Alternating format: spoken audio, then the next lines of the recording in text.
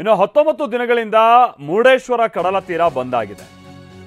ಈ ಮಕ್ಕಳುಗಳು ನೀರಿನಲ್ಲಿ ಮುಳುಗೋದಂತ ಕಾರಣಕ್ಕಾಗಿ ವಸತಿ ಶಾಲೆಯೊಂದಕ್ಕೆ ಸಂಬಂಧಪಟ್ಟ ಹಾಗಿನ ಹೆಣ್ಮಕ್ಳು ಆ ನಂತರದಲ್ಲಿ ಆ ಕಡಲ ತೀರವನ್ನ ಬಂದ್ ಮಾಡಲಾಗಿದೆ. ಈಗ ಮುರುಡೇಶ್ವರಕ್ಕೆ ಪ್ರವಾಸಿಗರ ಸಂಖ್ಯೆಯಲ್ಲಿ ಭಾರಿ ಇಳಿಕೆ ಆಗಿದೆ.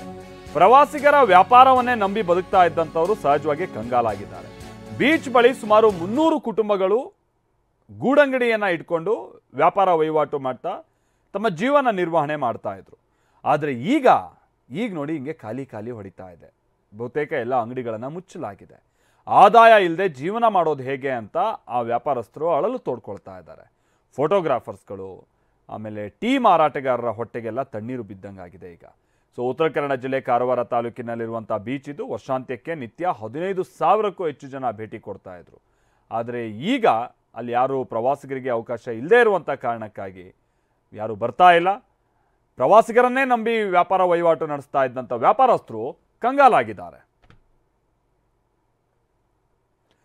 ಹೀಗಾಗಿ ಏನಾದರೂ ವ್ಯವಸ್ಥೆಗಳನ್ನ ಮಾಡಿಕೊಡ್ಬೇಕಿದೆ. ಭಾಳ ಕಟ್ಟುನಿಟ್ಟಾಗಿ ಪ್ರವಾಸಿಗರ ಬರೋದಕ್ಕೆ ಅನುಮತಿ ಏನಾದ್ರು ಕೊಡ್ಬೋದಾ ಅನ್ನುವಂಥ ನೋಡಬೇಕಿದೆ.